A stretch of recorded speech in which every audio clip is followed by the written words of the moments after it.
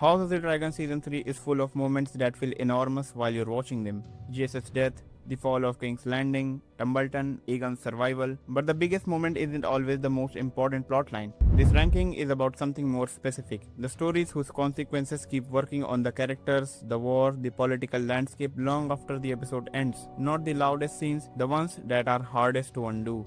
Starting at number 10, Aemon's departure to Harrenhal. Aemon taking Vhagar to Harrenhal looks like a simple move. It isn't. The moment he leaves, King's Landing loses his strongest defender, and Rhaenyra gets the opening she needs to take the capital. At the same time, the Blacks haven't actually solved their Vhagar problem. They have just relocated it. Aemon is still out there with the largest dragon alive, and the threat never fully goes away. Harrenhal also starts changing him. By the end of the season, you can see it in how he looks at Aegon and at the choices he already made. I am keeping this at 10 because its biggest consequences feed into larger stories, and rather than standing as one of the season's main engines. Important decision, real fallout, still a supporting plotline.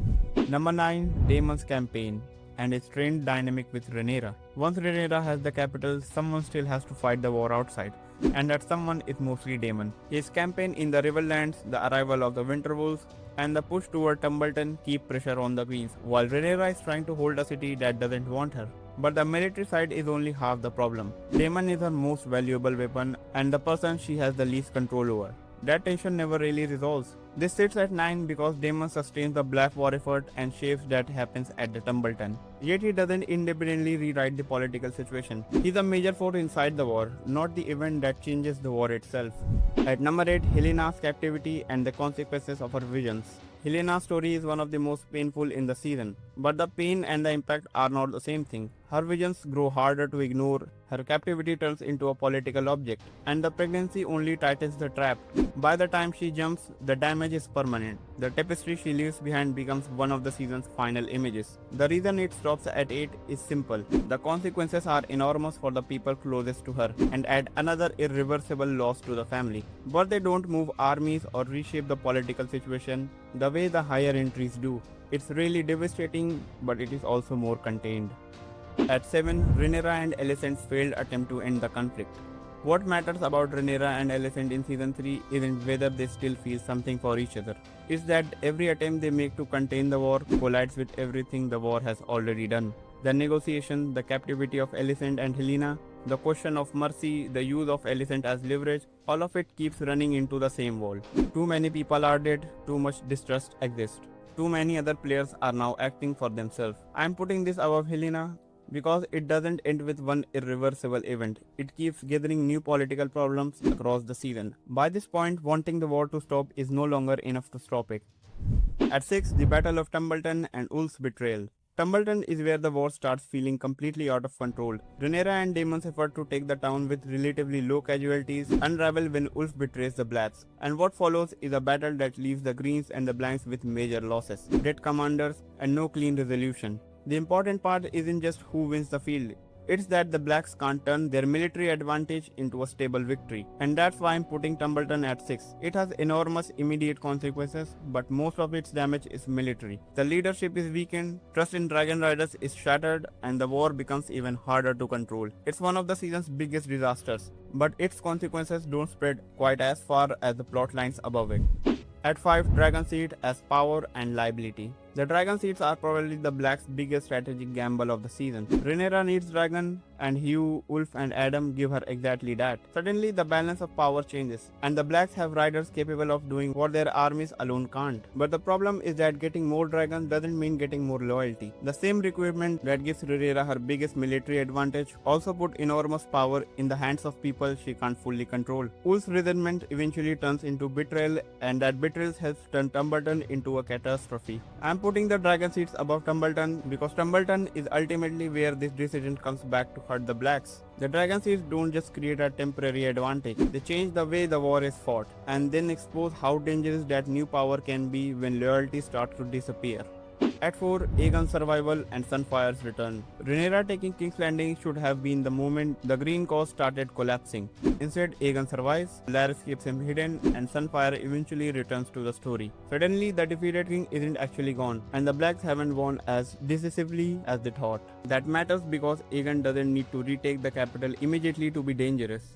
His survival alone keeps the rival claim alive. It undermines Rhaenyra's idea that taking the throne has settled the questions of legitimacy, and give the Greens something to rally around when their position should have been at its weakest. I am putting this about Dragonseed because the consequences are harder to contain. The Dragon Seas change the military balance, but Aegon's survival keeps the entire political conflict alive. Rhaenyra can win King's Landing, she can lose battles, she can even destroy parts of the Green leadership. But as long as Aegon is alive, the war still has a king for the other side. At number 3, Rhaenyra's authoritarian turn. And this is where Rhaenyra's victory starts turning against her. Taking King's Landing gives her the throne, but actually ruling it exposes everything she doesn't have.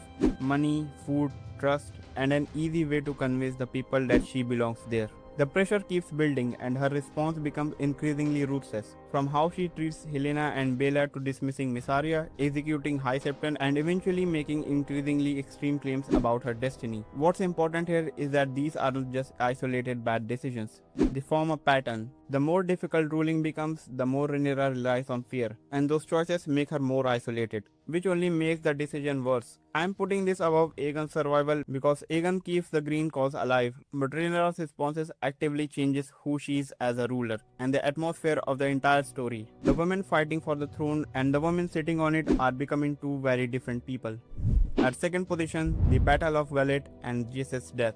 The Battle of Vallet happens almost immediately, but its consequences follow Rhaenyra's for the rest of the season. Jace dies, the Blacks lose their primary heir, and the Valyrian fleet takes serious damage. But the bigger consequences is what happens to Rhaenyra afterwards. Losing Jace doesn't just leave a hole in the succession, it leaves her without one of the few people who could still act as a bridge between her and the world around her.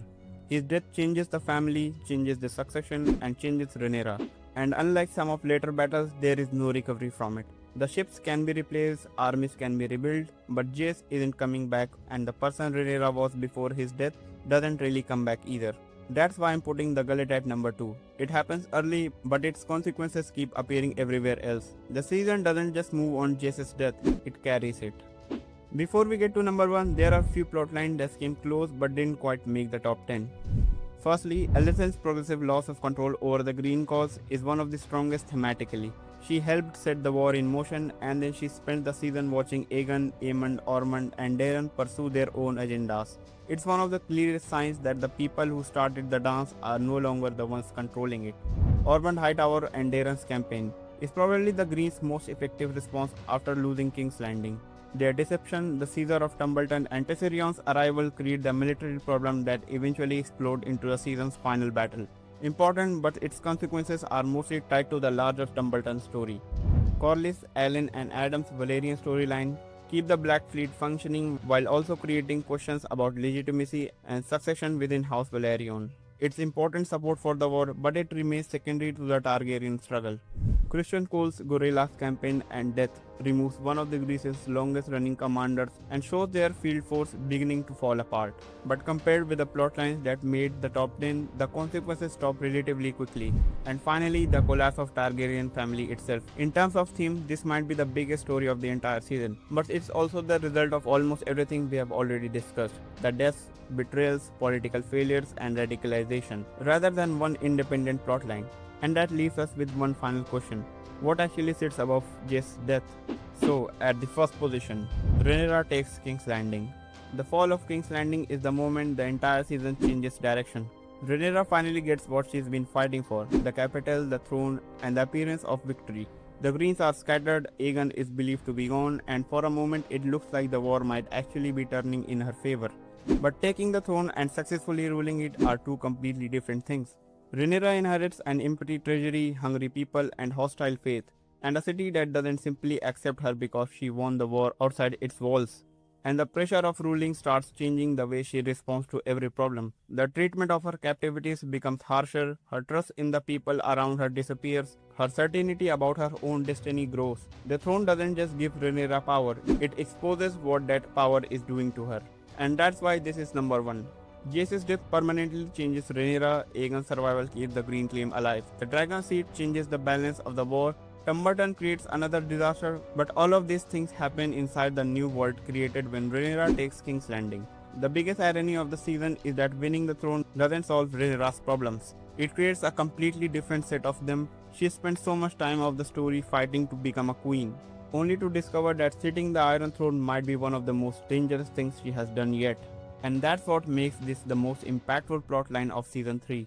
The fall of King's Landing isn't just where Rhaenyra wins, it's where her victory begins to fall apart. And that's my ranking of the 10 most impactful plotlines of House of the Dragon season 3.